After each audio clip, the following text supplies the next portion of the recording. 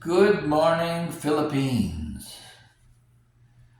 While all of us are alone, we're not alone. Most of us have been through a parallel universe.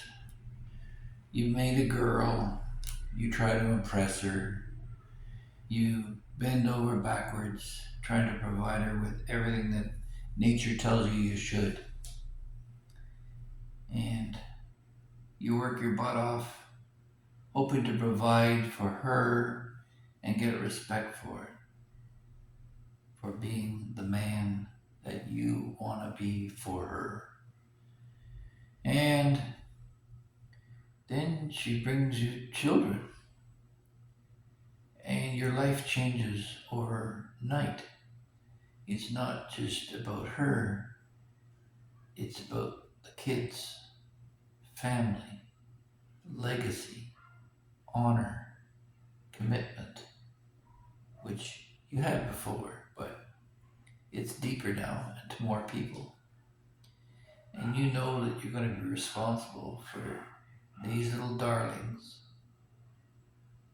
for the rest of your life. Sure, they may grow up and move away.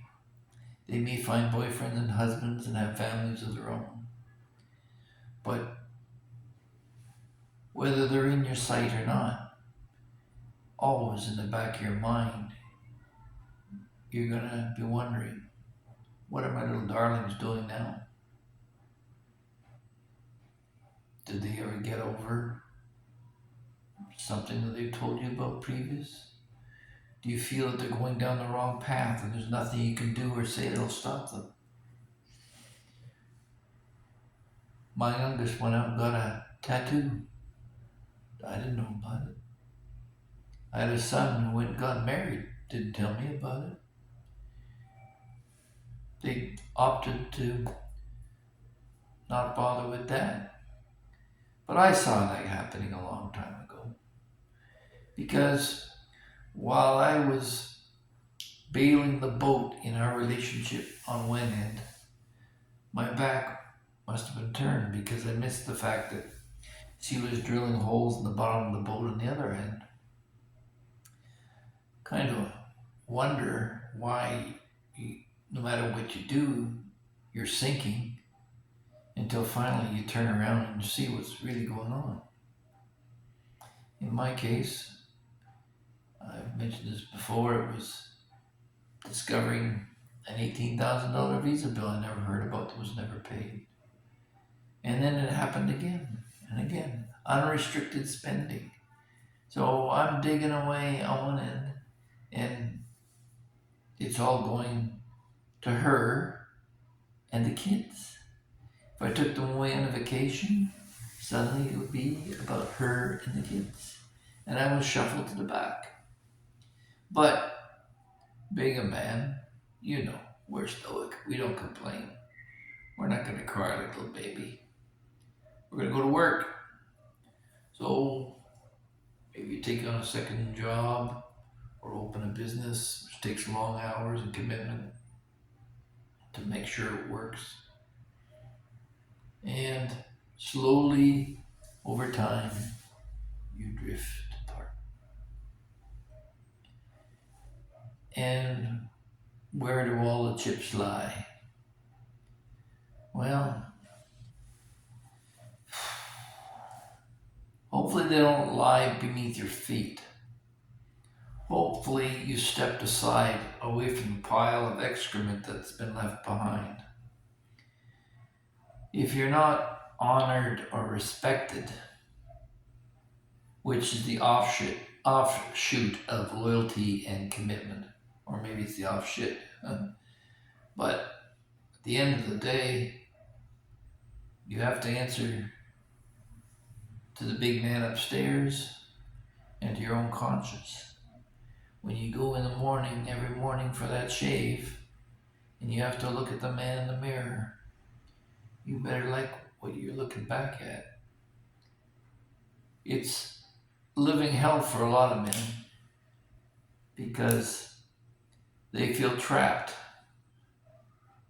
as I did, trapped in that she didn't commit the way that you thought she would, and she opened the door to exploit her position, and you get fed up and you look for quick solutions, band-aids. Maybe you have an affair with someone to distract you from your emotional solitude, because after years of a marriage not working, no man is an island unto himself.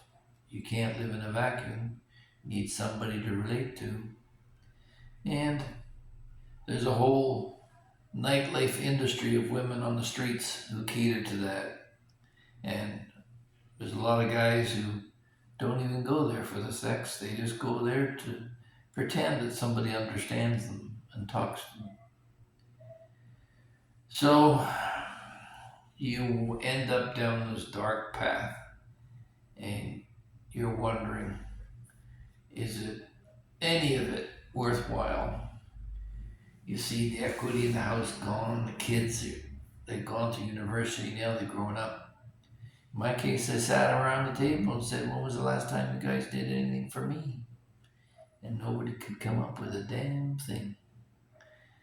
Because I never asked. Maybe I should have. I don't think so. That's just the way I was brought up. You know, ours is not the reason why. Ours is to provide, or do, or die.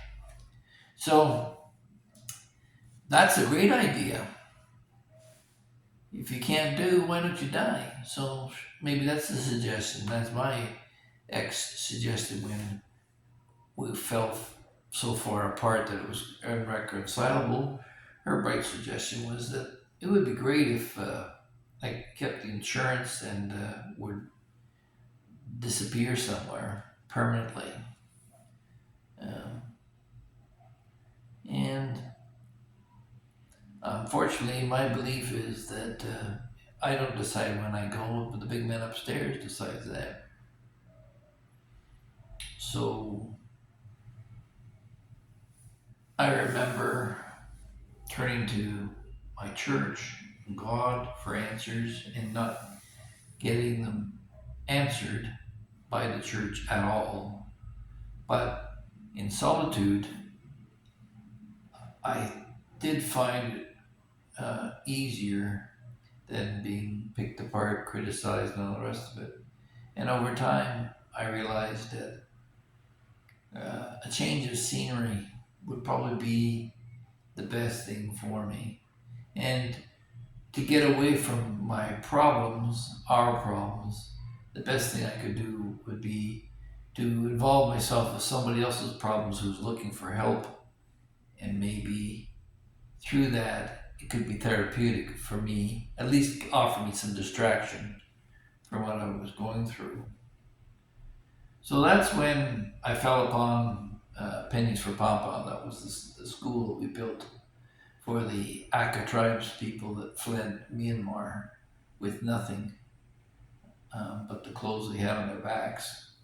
So we built the school, Rock and I, in northern Thailand, and we had about 135 students, and I felt pretty good for a while. But like all good intentions, that's where the road is paved with all the way to hell. Because the school, while we tried to provide an education for girls so they wouldn't have to end up in Bangkok, and for boys so they wouldn't have to end up being mules for the drug providers of the Golden Triangle, of which Northern Thailand was the key point. They ended up using their newfound skills to advance the same objectives, simply using a higher tech. The girls used our computer classes to learn how to communicate on Wi-Fi to foreign men, and just found a better paying class of clientele. And the boys used it to track the whereabouts of the border guards so they could cross into Myanmar undetected. And it all fell apart when one of the boys shot a border guard, and some of the girls ran down to jobs in Bangkok like they had previously. And so, but that's another story for another day. The fact is that I tried to do something to help someone else to get rid of my own problems and issues. And I was done. I just wanted peace. And Thailand was good. It was northern Thailand, away from the bustle. Bangkok was a little busier and crazier. Pattaya was freaking nuts, in my view, but it was a beautiful country. And then I ended up in the Philippines, and a woman much younger than myself. But it was worthwhile because she is kind and she's gentle, and maybe that's all an old man really needs. But if you think for a second that I've ever forgotten anyone in my past, you'd be dead wrong. I think about my 47-year-old daughter every bit as much as I do my 7-year-old son. And my grandkids, I'll never get to know them. That's their choice. And I've got to leave them to live their own lives. So, the message in this video is that yes, you're alone, but yes, you're not alone. I hear men's pain all the time through this channel. Guys come on and they make an observation of a common occurrence, a common feeling, a common sentiment for their own trials and tribulations. And I've said this from the very beginning, I learned far more from you guys than you will ever learn from me. But I am so thankful for all the subscribers with your kind words and support, both men and women. There's a few ladies out there who've been very kind in your observations, but I just wanted to let you know that I really, really, really support. Thank you for your support and I appreciate it so much. It gets me a little emotional just thinking about it, because having a young Filipino wife with a couple of young kids, I've been through this route before, and I'm left to wonder if the result will be any different down the pipe. I hope so, but life has no guarantees. But if I can help one other guy going through hell, as Winston Churchill used to say, if you're going through hell, keep moving. Just hang in there and look for solutions that work for you. Listen to your own heart.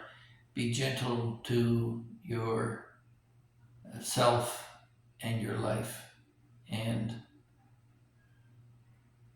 treat yourself with the respect of somebody who you would think worthy of it.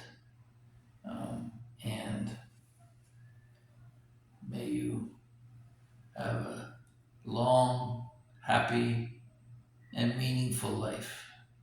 And like I've said before, too, that if you have no happiness in your life at any point, if there's meaning, that can supersede happiness. So maybe your kids are at the final age of their development, or you're not quite ready to go to a foreign country and leave family behind, then don't. Stay there, finish the job for however long it takes. Don't let anybody tell you where you should be or how you should live. To thine own self be true. And for that, a man needs solitude. He needs time. He needs patience from the world and within himself so he can understand what's going on. You don't want to rush and burn a bridge or end a relationship if it's not necessary. Now, if it is necessary, don't just burn the bridge down. Knock out all the pylons and make sure there's no way to ever cross that river again. But before it gets to that point, you take every measure you can to preserve the relationships you have in your past. And if it's not to be, don't beat yourself up over it. It's not your fault. It's just the way the chips fell, and you don't want them sitting at your feet. You have to walk away. So hopefully this little dissertation gives some encouragement to some of you. I just have heard so many horror stories of guys who've given up who they didn't need to, and they could have left on much better terms than they chose. So, yeah. And don't count on somebody just because they got a smile on their face that they're happy with their situation. Be kind to others. Be kind to each other. God bless. And we'll see you in the next one.